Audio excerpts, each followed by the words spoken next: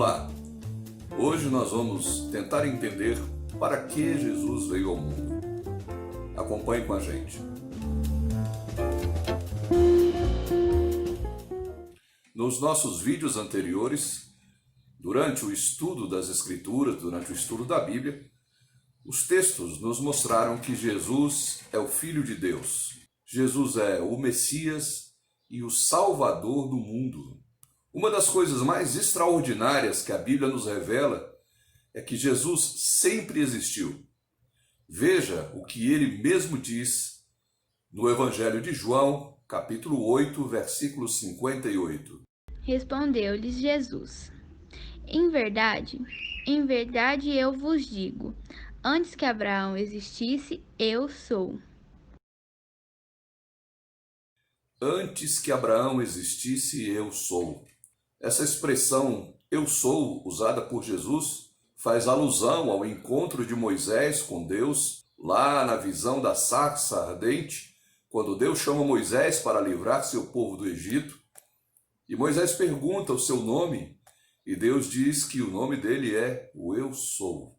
Assim, nós entendemos que Jesus é anterior a Abraão, é anterior a Moisés. Veja o que diz o Evangelho de João, capítulo 1, versículo 2. Ele estava no princípio com Deus.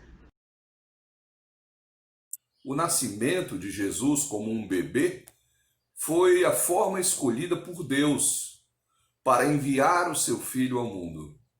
Isto é chamado de a encarnação de Deus, o Filho. E isso nos faz perguntar: o que Deus veio fazer aqui na Terra, no meio de seres tão imperfeitos como nós? O que ele veio fazer convivendo com seres imperfeitos, com seres limitados como nós? E a Bíblia nos responde que ele não veio apesar das nossas imperfeições, mas ele veio por causa das nossas imperfeições. Vamos ler Isaías capítulo 59, versículo 2. Mas as vossas iniquidades fazem separação entre vós e o vosso Deus, e os vossos pecados encobrem seu rosto de vós, para que vos não ouça.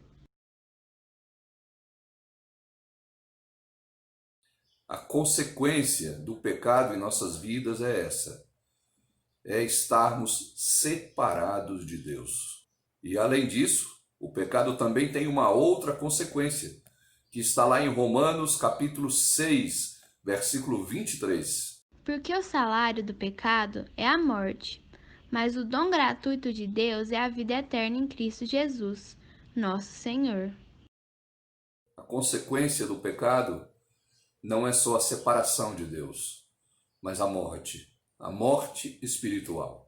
Quando lemos o livro de Romanos, a carta que Paulo escreveu aos cristãos de Roma, no capítulo 3, nos versículos 10 e versículos 23, nós percebemos que ninguém pode escapar das consequências do pecado. Como está escrito, não há justo, nenhum sequer, pois todos pecaram e carecem da glória de Deus.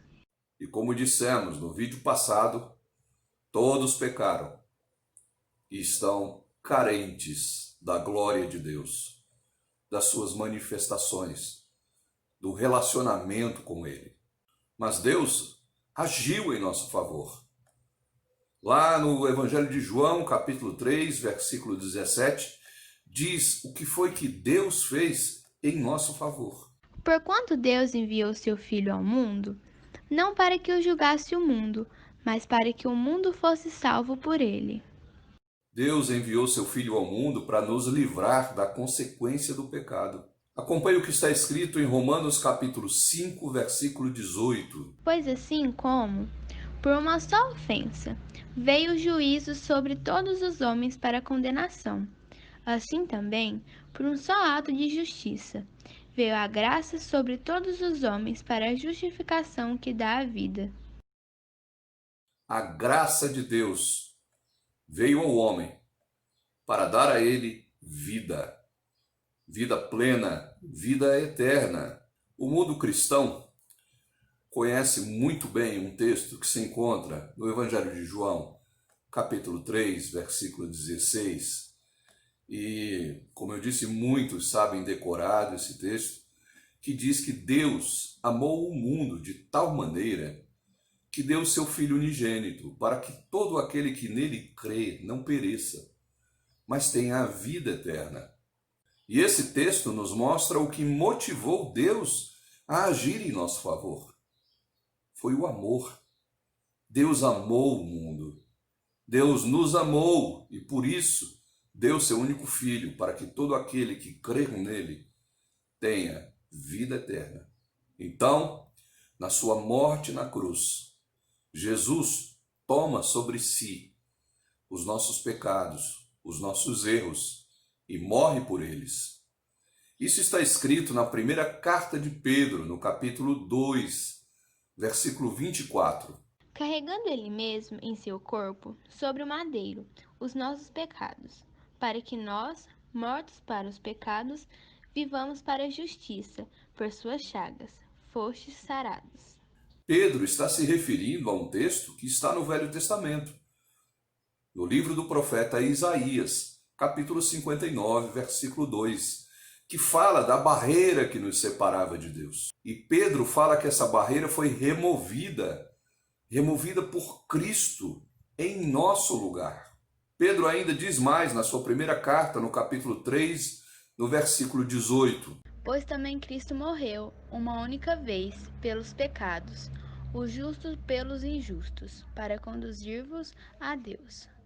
Morto, sim, na carne, mas vivificado no Espírito.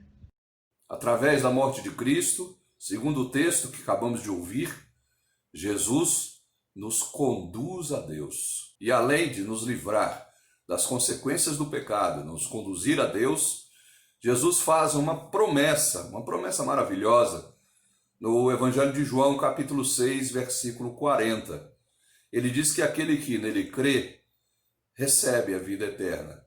De fato, a vontade de meu Pai é que todo homem que vir o Filho e nele crer tenha a vida eterna, e eu o ressuscitarei no último dia. E assim nós podemos compreender que o nosso pecado nos separa completamente, totalmente da pessoa de Deus. Mas o amor que Deus tem por nós o motivou a enviar o seu Filho ao mundo para morrer no nosso lugar. Jesus morreu em nosso lugar, levando sobre si a culpa pelos nossos pecados, nos libertando das consequências deles e nos religando a Deus. Quem faz a religação entre o homem e Deus não é o homem, é Deus. Religião tem esse sentido. A palavra, a etimologia em si, ela tem esse sentido de se religar a Deus. Mas por causa do seu pecado é impossível ao homem se religar a Deus. Mas Cristo vem e faz essa religação com o nosso Criador. Além disso, Jesus garante que seremos ressuscitados no último dia. Isso é cristianismo.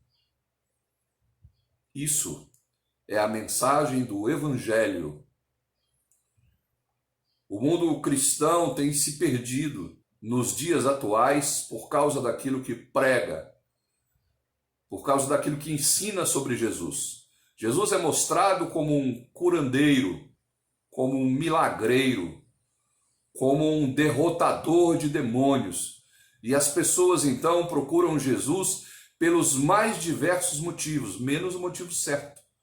Procuram Jesus porque estão desempregadas, porque estão com dificuldades financeiras, porque estão com problemas na família, porque estão com problemas de saúde, porque estão deprimidas, desanimadas, sem motivação para viver, porque estão presas aos vícios, mas pouca gente procura Jesus para que Jesus seja o seu suficiente Salvador, para que Jesus lhes dê a vida eterna, para que Jesus seja o seu substituto na cruz, assumindo todos os seus erros e os seus pecados e proporcionando a religação entre elas e Deus. Pouca gente compreende isso. Isso precisa ser mais pregado nos dias de hoje. Que Jesus veio ao mundo por causa dos nossos pecados. Então eu queria deixar uma pergunta para você pensar. O que você pretende fazer em resposta a esse tão grande amor que Deus demonstrou por nós, pelo fato de Ele ter enviado seu único Filho para morrer na cruz em nosso lugar? Qual é a resposta que nós daremos a Ele? Como vamos ficar diante dessa questão? Como vamos ficar diante deste fato universal que mudou a história do universo de uma vez por todas? A resposta é sua. Que Deus te abençoe e até o nosso próximo vídeo.